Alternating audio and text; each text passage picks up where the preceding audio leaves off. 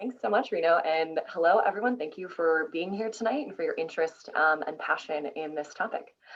So we at As You Sow for the last 30 years have been representing shareholders of publicly traded corporations, working with these companies to improve their environmental and social responsibility. We've worked with McDonald's and Dunkin' to eliminate the use of styrofoam. We've worked with Starbucks to eliminate the use of plastic straws and transition to reusable packaging.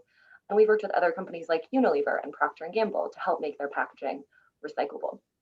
But in thinking about the complexity of the plastic pollution crisis, we wanted to have an indicator of what companies were doing and where they needed to go.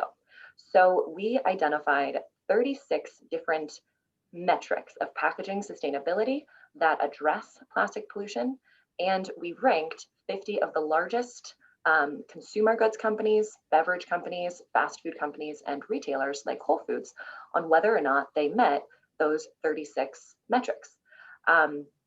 Reno mentioned that Whole Foods received an overall grade of F in our report.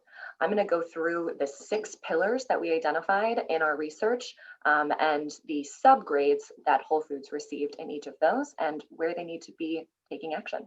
Next slide. So pillar 1 is packaging design.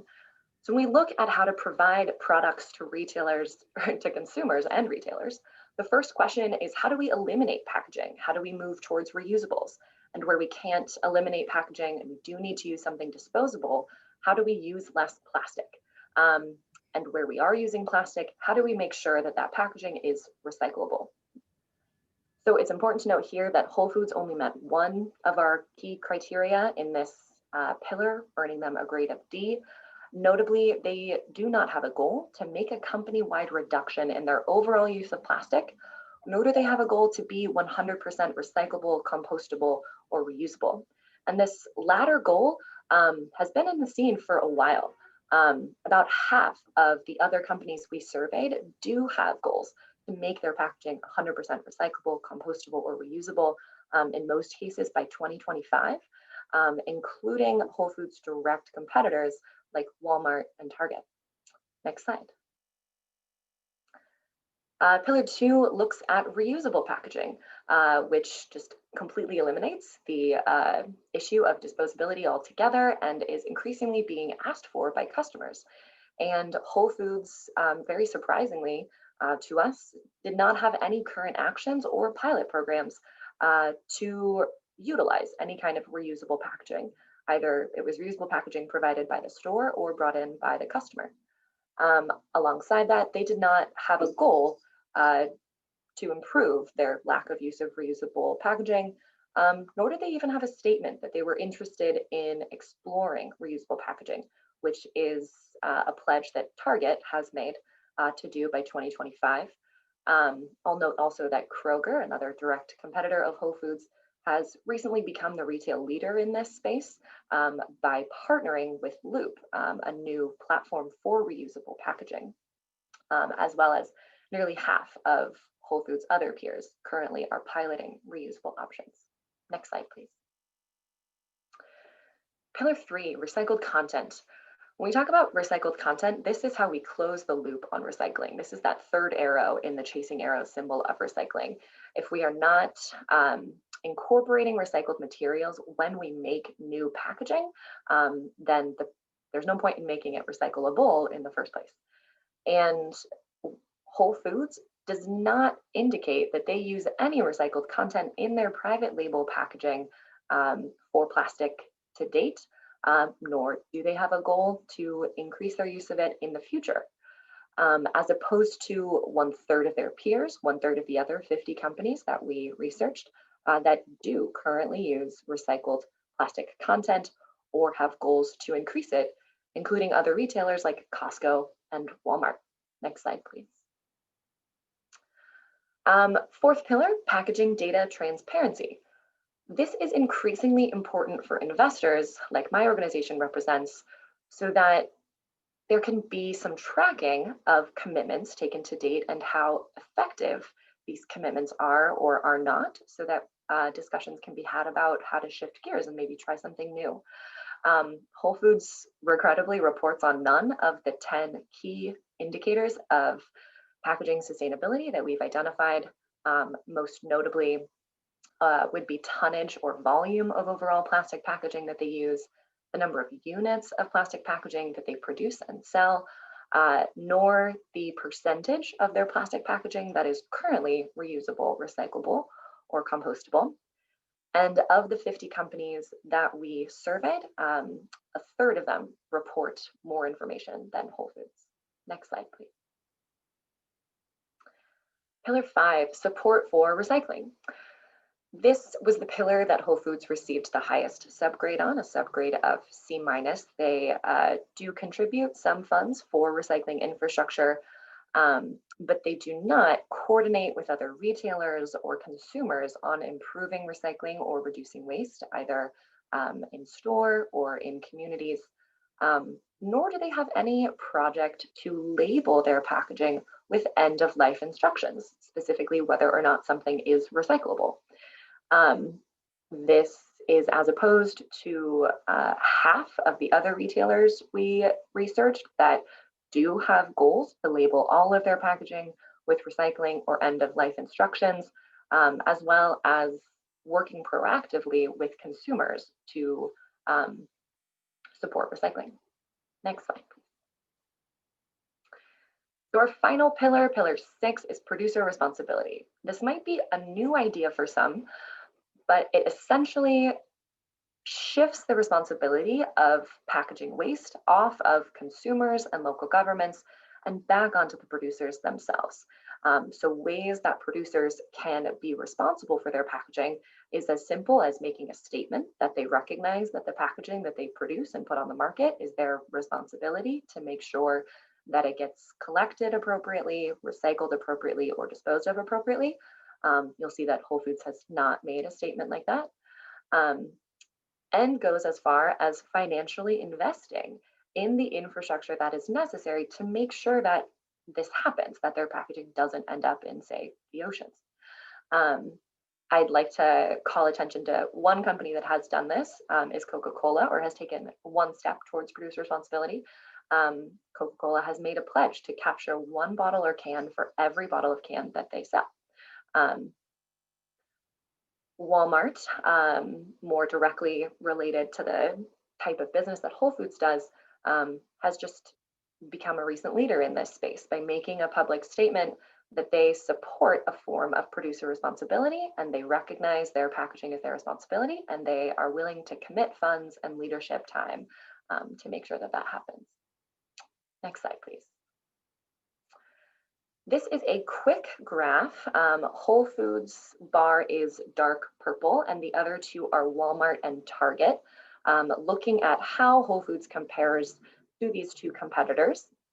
If you head to our website at asyousow.org/reports, you can actually create a graph like this for yourself.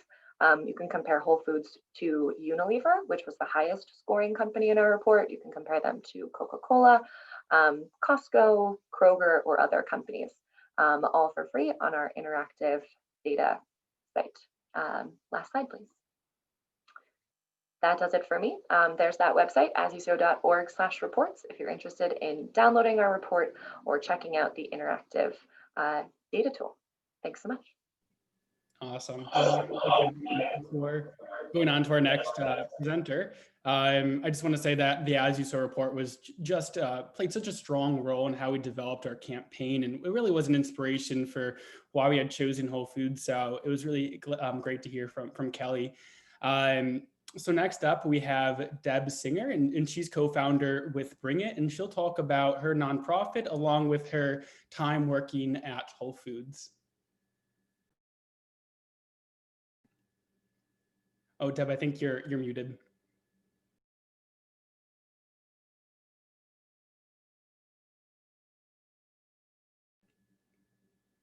Got it. Okay, sorry about that, everybody. Deb Singer, Bring It, and we are formed as a nonprofit, and our mission is to eradicate single-use plastic produce bags and lead consumers into a revolution of reusables. I suppose I'm best known for spearheading the groundbreaking ban of plastic shopping bags at Whole Foods, back in 2007. I'll tell you a little bit about that story further on. And my work prior to Bring It was really focused on, working with retailers and brands in the zero waste space. Next slide. So my journey began in 1995, and this is about my Whole Foods journey. It started at one single store in Cambridge, Massachusetts as a bakery team leader, and culminated in 2008 as the national project manager for Whole Living, which was a line of products, private label green living products that we had developed. Tell you more about that in a little bit as well. And back then, it was an incredible company to work for. It truly, truly was. They lived their missions and values. This is what you saw all over the stores. And it wasn't just signage that they had up in the stores. They actually lived this culture. One of their core values is, this is what they said then, and they still say this today, which is interesting. We care about our community and the environment. We serve and support a local experience and practice and advance environmental stewardship. And you can see the signs, love, how it's grown. This was how Whole Foods was birthed and born. So then, fast forward my years of working at Whole Foods, and I had the opportunity, as I had mentioned, to launch this program called Whole Living. And we developed these incredible products. Back then, recycled plastic cutting boards was new. And we had this whole line of products. And I said, this is crazy. We are developing these products, and yet, consumers are still going home with plastic bags, because back then, Whole Foods had plastic bags. So I was able to cajole, convince them to add reusable shopping bags to the program. They were first to market, made out of recycled plastic bottles. So it was brand new. You can still see, I don't know if you can see on the wall, the bag is still hanging there. And so we did a test region in 3 markets to introduce these bags, and it went absolutely insane. It went crazy. Consumers loved it. And what it caused was them to make an announcement just 3 months later, and they banned plastic shopping bags at all 270 stores across the chain. So it was really a watershed moment and started to change the trajectory of how grocery retailers thought of shopping bags. I got so excited about the whole notion of reusable shopping bags and being able to reduce single-use plastic that I left Whole Foods in 2008 and formed Singer Sustainability, and worked for the next 12 years until I formed Bring It, working with retailers across the country to implement zero waste programs, reusable bag programs. And then in 2017, things drastically changed for Whole Foods when Amazon acquired them for, $13.7 billion in cash. It was, I won't take you through the whole story, but it was a very secretive arrangement between Jeff Bezos and the CEO, John Mackey. It was hush hush. Whole Foods was in a lot of trouble financially. And the merger made sense for them. And, next slide, this is what we saw very soon after. It was really all about acquiring Prime members and building that base and getting data, because the more data they built, the more the more Amazon could then compete against other grocery retailers. And along with Amazon acquiring Whole Foods, they then journeyed very heavily into grocery home delivery, which was an area that they really wanted to know well. So not only was there more plastic packaging increasing in the stores, but now with home delivery, single-use plastic packaging was, going off the charts. And these were the start. Next slide. These were the images that we started to see in the stores. Was more and more what's called, clamshell packaging. So grab and go, and walls of plastic. And on their website, it's so interesting. They say how to shop bulk bins at Whole Foods Market, and look what's in the picture. Plastic containers. So as I journeyed on, this image on the left, I have to say, is probably what launched me into Bring It. I started to see that not only was Whole Foods accepting produce from their producers in more and more plastic netting, which is what you see on the right, but they started to package their own naked produce in plastic bags, and I was losing my mind. I could not believe this was Whole Foods. And you know, the irony of it, look at the sign in the front, it says growing healthy kids, you know, right on the box, and there they are, you know, packaging organic apples in plastic bags. So fast forward, I formed Bring It, co-founded Bring It in February of 2020, literally 2 weeks before the country shut down. I had the incredible opportunity to meet my co-founder, Karen Heck, that had a lot of experience in nonprofit. And we formed Bring It with a single vision, which was to eliminate single-use plastic. And make it a thing of the past, and really have consumers embrace reusables as a permanent lifestyle.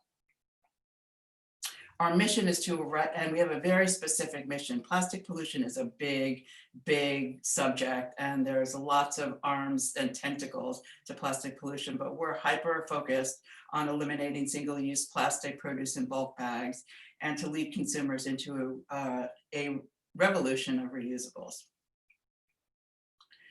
And we have an audacious goal by 2025, we will reduce plastic pollution from single-use plastic produce and bulk bags by 70%. The way that we're going to do that is we have 4 strategies, because this is really what it takes, what I have found over the years. It takes all 4 of these pillars to create change. So number 1 is building consumer awareness and activism, hence you know, the petition that we launched around the same time that Environment America launched their petition targeting Whole Foods on single-use plastic. Partnering for legislative change, because until we start to change the laws and include single-use plastic produce bags along with plastic shopping bags, we're not going to see lasting change. Partnering with retailers to replace single-use plastic with reusables, and supporting consumer behavior change with products that support reusables. And people don't, you know, this is really a problem that's hidden in plain sight. These bags, single-use plastic produce bags, it's a big number. It's 66 billion. And the next number on the right of that is grocery bags. So people, you know, have heard 100 billion floating around as a number. And, you know, single-use plastic produce bags are right behind it. And this is what we do every day. And it's a problem that's really hidden right in plain sight. So fast forward now, we have launched a line of what we are calling Compostable, Reusable, and Washable. It is a product that is new to the US market.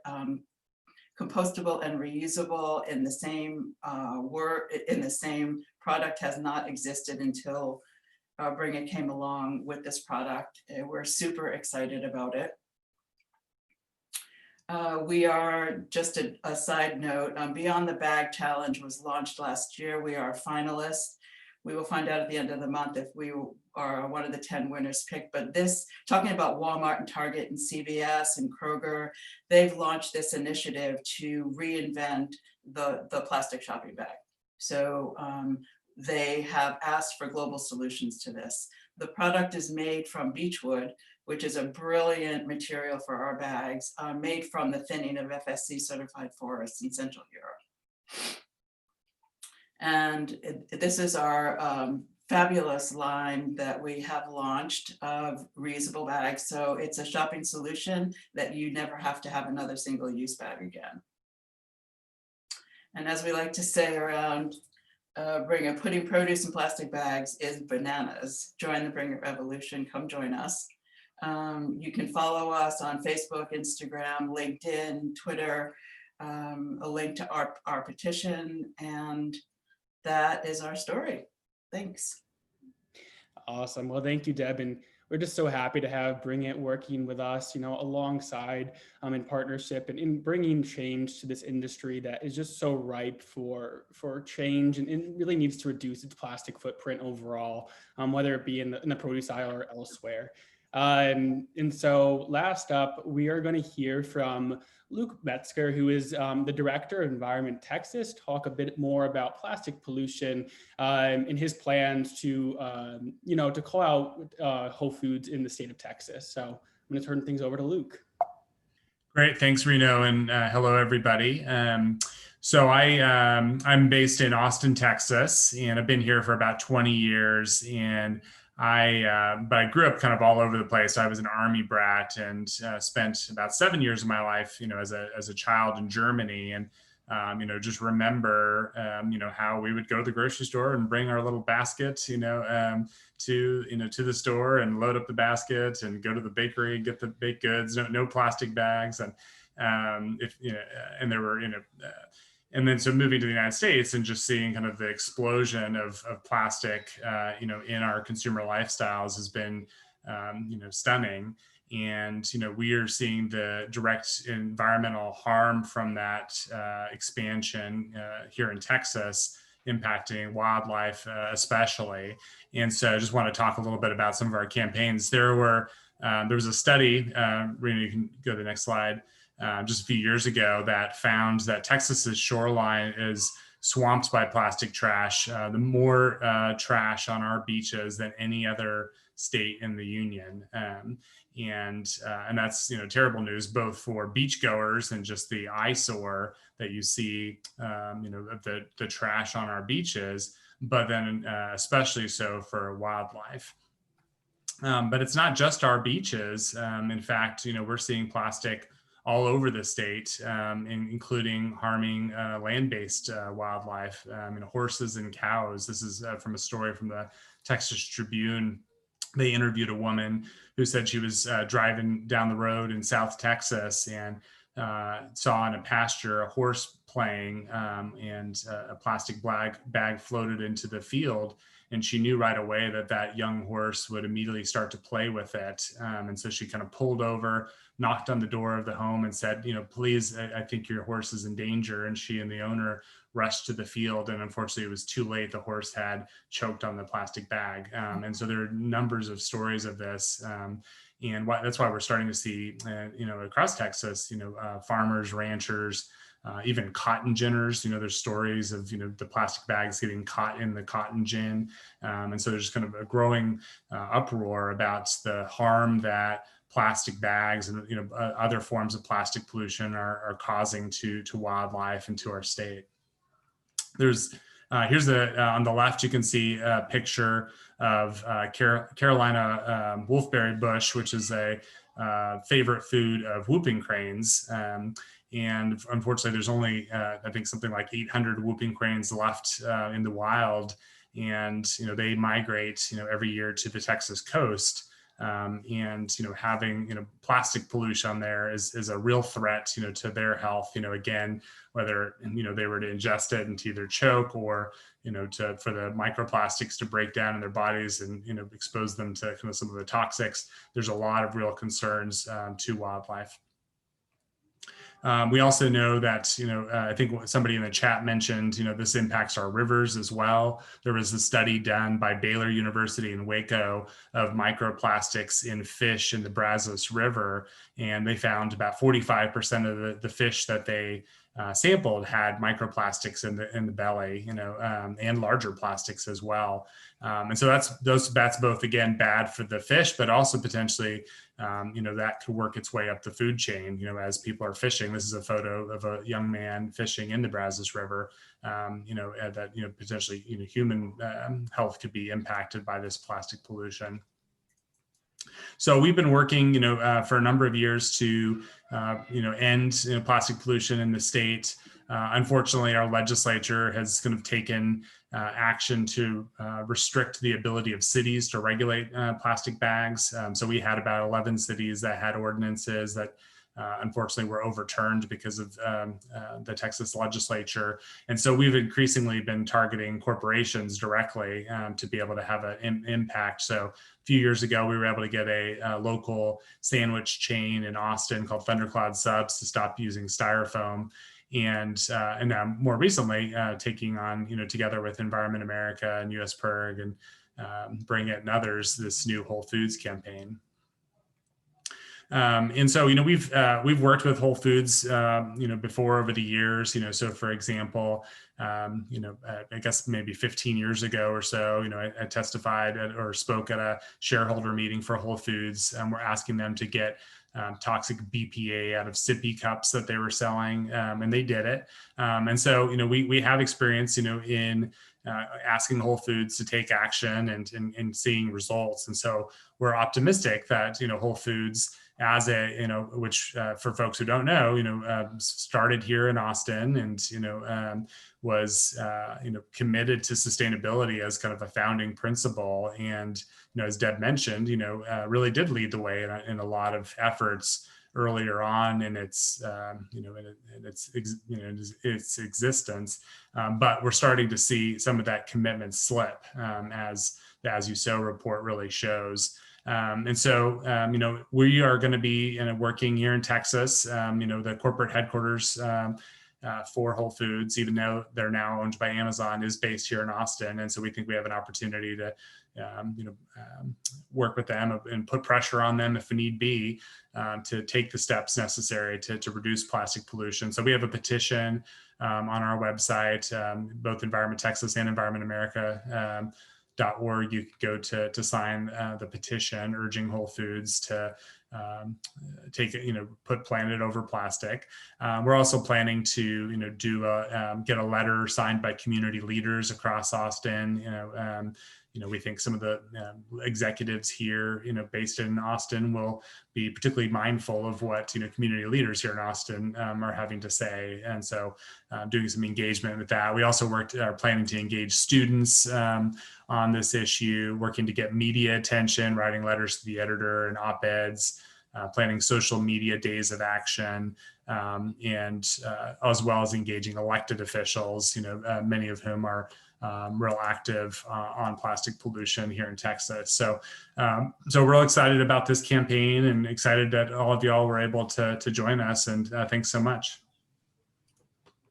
Awesome. Well, thanks, Luke. And I actually hadn't heard about that you were from Germany. It really, like I said, was nature and the ocean, my love for nature and the ocean, that inspired me to become an environmental advocate. But my time studying and living in Germany, that really taught me like the tools and skills and solutions to a lot of these problems. That's really awesome. So a couple of things before we jump into the question and answer portion of tonight's presentation. I see there's lots of great questions popping up, but before we do that, for those of you that have not, signed the petition, it really is a great way for our members and audience here to raise their voices and to, call on Whole Foods to take action on this issue. So you can, type that link into your URL bar and sign the petition. It's also on Environment America and Environment Texas's website, just as Luke had mentioned. And yeah, I think now we'll start asking some questions from the audience. So if the panelists want to unmute themselves, let me just stop sharing my presentation. Let's see. Okay. Awesome. Now, when I look in the chat section, okay, so first off, we are recording tonight's webinar. I will be sending around a follow-up email to everyone that attended tonight with a link to the YouTube link where we'll post the webinar.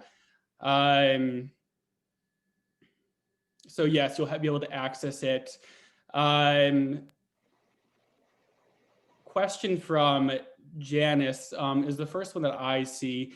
It is the bags for getting veggies that you can reuse and will help to reduce the plastic. For those bags, wouldn't you purchase things if better to have not plastic bags because it's strong to hold things? And I'll take a stab at it and anyone else can jump in after me. Plastic is very versatile, and plastic the production's been increasing over the past several decades because it is versatile, but it's not the only solution to packaging. We know that reusable and refillable alternatives are just as reliable. We've seen companies like Loop, as Kelly had mentioned, implementing some of these solutions with reusable products that hold up just as well as their plastic alternatives. If anyone else wants to jump in there and what might be better alternatives to plastic packaging in the produce aisle. Are we talking about consumers buying produce, or are we talking about? I think it's about specifically the plastic packaging that we use to package produce. Okay. It is a great option, but why are we moving beyond that? In addition to all the reasons that we've mentioned, if you have anything to add there, Deb. I would just say, as for consumers shopping for produce, that reusables are really the true solution and the true sustainable solution. Plastic does have its benefits, but the production of plastic and what it does to our environment does not constitute continued use of that. And there are tons of reusable alternatives. I mean, just as an example, a shameless plug is our produce bags can be used, at least 125, probably a lot more than that times. Yeah. So there are plenty of alternatives out there. Yeah, I'm just going down further in the chat, and I see another audience member just mentioning that they do have dairy products available in returnable glass, and that is one of the solutions and alternative to plastics that we would see as a great alternative that can replace single-use plastic packaging, and it is returnable, obviously, and reusable. But yeah, overall, there's just way too much packaging. I don't know if anyone wants to speak to that, but it seems that we get a cardboard box with a plastic wrapper inside, and it's just way too overpackaged. I don't know if Kelly has any input there. No, not to that directly, but and if anyone else wants to speak to it, let's hold there. But I do have some answers to some good questions that did come in that I answered by text, but maybe I could also address those for others. Is it now an okay time? Yeah, go right ahead. Okay, so thanks all for your really great questions. It's important to note that we surveyed, as shareholders, we surveyed only publicly traded corporations. So Trader Joe's is not publicly held, and therefore shareholders don't have any real influence over their operations. So Trader Joe's was not included in the report. And in looking at retailers, we surveyed 6 publicly traded retailers of the 50 companies that we surveyed. We were looking specifically at the owned brand packaging by that retailer. So not packaging that is produced by another company, say Procter & Gamble or Unilever, but like in the case of Whole Foods, their 365 packaging that they have direct control over, their use of plastic and the like. One question came in about Whole Foods performance now that they're owned by Amazon. And As You Sow has found Whole Foods to be difficult to engage with, just more reticent, less responsive to shareholders, since even before they were owned by Amazon. Amazon is very similar operationally with shareholders. But we are still engaging Amazon this year to set a plastic use reduction target, and part of that will encompass their Whole Foods operation. Another great question that came in was, how have some publicly traded companies that are also retailers performed better than Whole Foods? And that is a great question. And I actually slacked my boss about it to get his opinion on it, because I had some answers, but I wanted his too. And in his couple decades of experience of doing shareholder advocacy, his opinion is, and of which I share, is that change at these corporations happens from a combination of public and shareholder pressure. So just stakeholder pressure, like exactly what this Environment America webinar is facilitating. And also willingness of leadership. So Walmart, for instance, 10 years ago, put in place a number of sustainability initiatives that they are reaping the benefit of, like in our report necessarily now, as a result of former CEO leadership. So hopefully that answers the question. Yeah, awesome. Thanks, Kelly. Just going through the question and answer section, I see Garden Club brings up, the issue of COVID and in plastic, and it really has been really terrible for the environment in many ways. As she points out, it's led a lot of companies in supermarkets to prohibit reusable, reusable bags and containers. And with that being said, I entirely agree with her that it has been very, it's been presented a huge challenge for companies. Fingers crossed that going forward that, when COVID is behind us is really the time that we're hoping to see Whole Foods to embrace these solutions and to make that commitment to eliminating single-use plastic packaging. It's going to take a number of years, but, a commitment today is just a great way to show that they are serious about their reputation and taking a stake in environmental stewardship. So I thought that was a great point that she had brought up. I see another question for Kelly, is that you've been comparing Whole Foods with Walmart and other companies. Do you have any data comparing it to Trader Joe's? I don't, unfortunately, although I will note that just personally, having a personal interest in this, again, because Trader Joe's is not publicly held, that they have made a pretty significant commitment to reduce their use of single-use plastics. I know, Reno, I think you may know a little bit more about this, maybe. So that's encouraging. Yeah, I can jump in here, and I see Deb has a point as well. Another report that we had used in developing, the campaign methodology was a report by Greenpeace ranking supermarkets.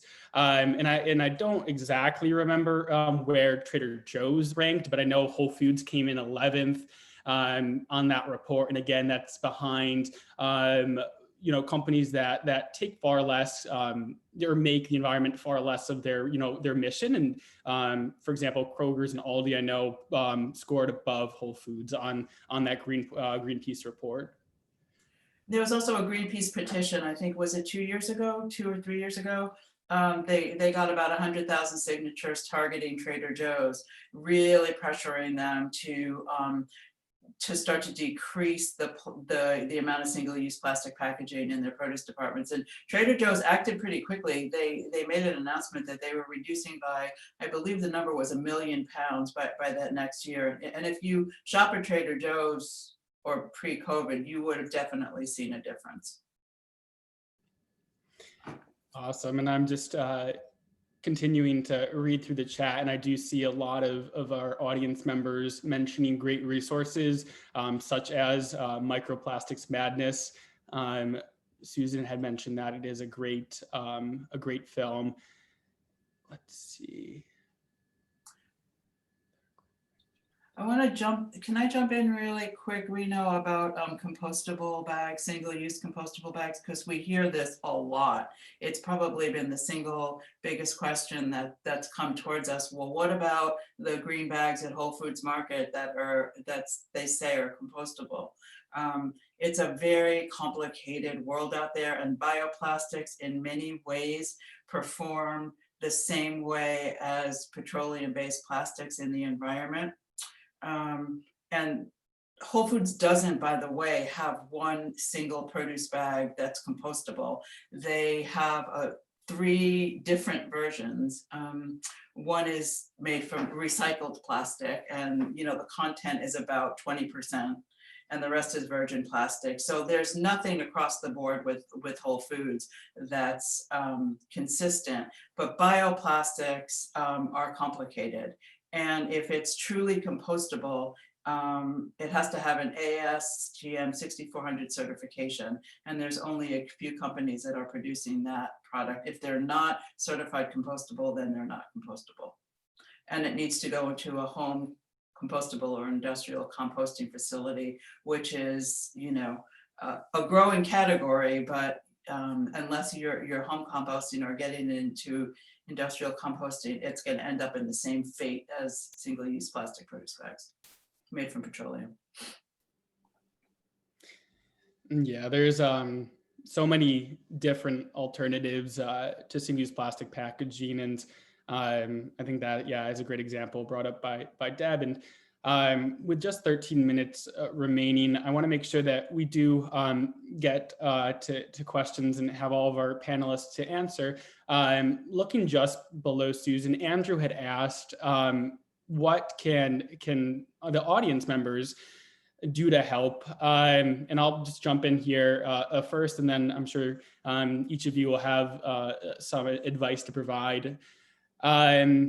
But I think to start off would be to raise your voice and be heard.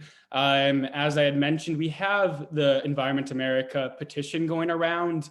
And that's just a great way to show the broad public support that we're going to need to win this campaign, and to show Whole Foods that various stakeholders, whether it be their customers or the public, really do care a lot about this issue and in you know, tackling this crisis that is plaguing our oceans. In addition to that, I think another thing directly related to this campaign would be to write a corporate advocacy letter or email to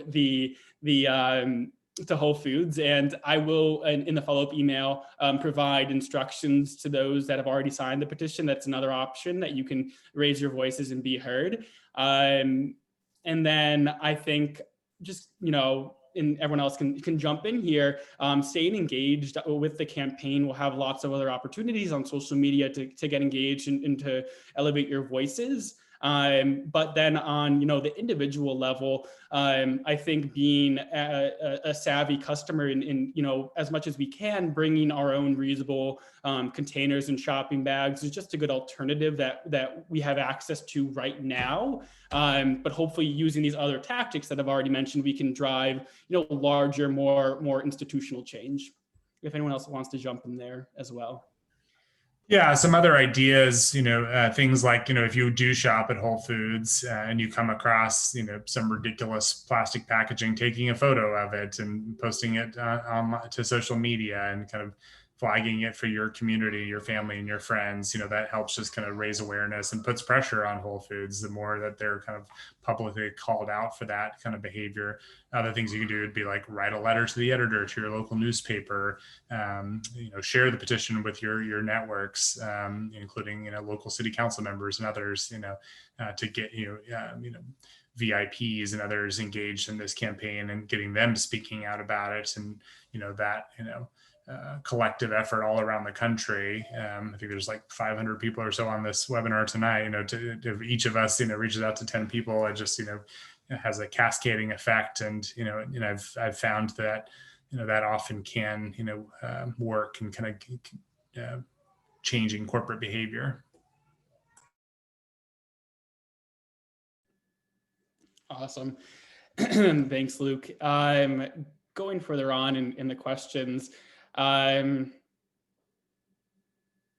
see Richard had asked, I'd like to know how to approach companies that are clearly packaging non-sustainably. And if anyone else wants to jump in here, but I think, you know, while our campaign is targeting Whole Foods because we know they aren't packaging sustainably. We also know obviously that lots of other companies aren't as well. And I think making that apparent on social media, tagging, you know, taking photos, just like Luke had mentioned, and tagging the company. That's something that we've been doing throughout our campaign. We actually did a social media week of action around Thanksgiving where we went out and we bought all of our ingredients from Whole Foods for various iconic Thanksgiving dishes. And then we posted throughout the week on our social media tagging Whole Foods of the images of the plastic waste that would have been produced by making those dishes. I think that's really, social media is a great tool and platform for raising awareness on these issues. And then as much as you can, changing your own consumer habits and bringing in reusable bags like I had already mentioned, but there's lots of other ways as well. Anyone else wants to jump in there?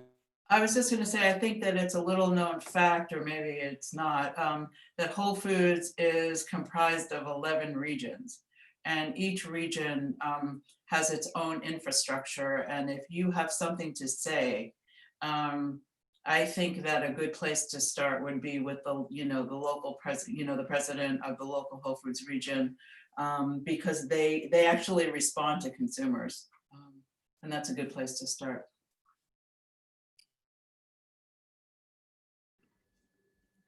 Awesome. Just going through the chat. I see Miguel had asked about specifically what an alternative to plastic water bottles are. And I think that, as an environmental advocate, I, of course, have my Nalgene decked out with all sorts of stickers. I feel like that's a lot of us have those. But in terms of providing your customers with a product, I think that ideally reusable bottles, although they, to provide to each of your customers can be pricey. So I see that you bring up paper cartons, which it definitely is an alternative to plastic. But of course, as much as you can implement reusable options, that is really the best solution as it stands. I'm just going further into the chat. How about investments in the production of plant-based, reusable, and compostable bags and containers? How about things made from agricultural waste? Does anyone else in the panel want to answer that question?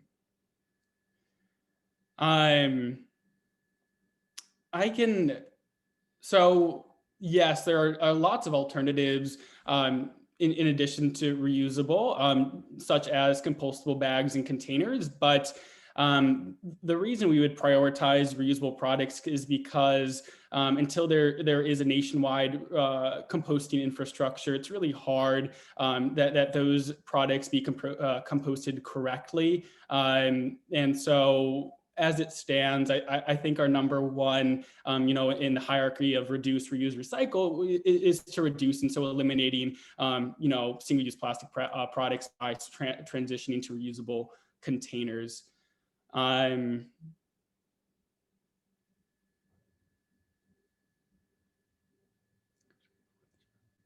see that Pat had asked in the chat, have you contacted high school environmental classes or groups? We have one in the Chicago area that is very active. Students can then discuss this with their parents. Also, Chicago charges 7 cents per bag. This could be shared with your cities. A couple of things there. We have engaged with students all across the country with the student PIRGs, and they've been very active. Last semester with our campaign, posting on social media, and we had a number of student groups sign on to our original coalition letter that was sent to Whole Foods in October. We have not engaged with elementary level and high school level students, but it's definitely a point that I'll take down. And then he brings up the point of charging a price per bag, and we've seen that so effective. I'm here in Connecticut, and I know that we get charged for plastic bags, and that drastically changes consumer habits and is just one of the great solutions to plastic pollution.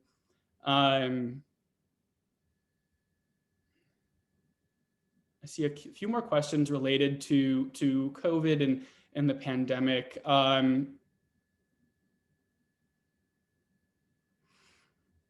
me just keep going. I've used produce bags for quite some time, but there is less and less free produce available. Everything is in plastic. This is from Marcy, and I entirely agree. So much organic produce should just be left in its natural packaging, like bananas and oranges. And yet we're seeing Whole Foods especially packaged more and more often in single-use plastic packaging and other packaging options. but hopefully that with your help, engaging with our members, that we can show Whole Foods that they need to change their practices and really change how they package their products. All right, I see a question for Deb. In your opinion, what is the biggest challenge Bring It faces in achieving its goal by 2025? I would have to say making legislative change, to make sure that we can include single-use plastic produce bags in whatever bag laws are coming up. I think that's a huge challenge. Yeah, you bring up the policy issue here, and Deb and I are part of the Breakthrough from Plastic Pollution movement, working to promote and elevate the Breakthrough from Plastic Act, and there's just so many wonderful facets to that piece of legislation that we support. One being a nationwide bottle refund system. We've seen that implemented in a number of states and works so effectively, whether it be 5 or 10 cents per plastic bottle, really increases the rate to which those bottles are recycled. But in addition to that, a point that Kelly had brought up is with extended producer responsibility. That's another part of the Breakthrough from Plastic Pollution Act, is it does put the onus of recycling back on the manufacturer of the plastic product, which is something that we need to see done at a nationwide level. And I would just say one other really quick piece is that I think that education is a big part of what Bring It needs to partner with other organizations, because we still think that it's a big problem that's hidden in plain sight, and people don't really consider plastic produce bags the way they do other forms of plastic as a problem. All right, just 1 minute remaining. Wow. Then I just want to thank everyone so much. And, Kelly asked really, what do I want to get out of this webinar a few days ago? And I really think it is to engage Whole Foods and to really show them how important this issue is. And I hope that this webinar, together with all of your support, that we can elevate our campaign to a level that Whole Foods has to respond. We've sent them, a coalition letter and various, other forms of contact, and I haven't heard back from them yet. But I'm hoping with, as many petition signatures as we can deliver, along with other, another coalition letter and other tactics, that we are able to engage Whole Foods on this issue. With that said, I just want to thank all of our panelists for joining us tonight and providing, your very unique perspectives. You all kind of come at this issue from different points of view, but I want to thank you all for being here. Thanks, Rena. Thanks, everyone. Thanks, everybody. Thanks for participating, everyone. Thanks, America. Bye-bye.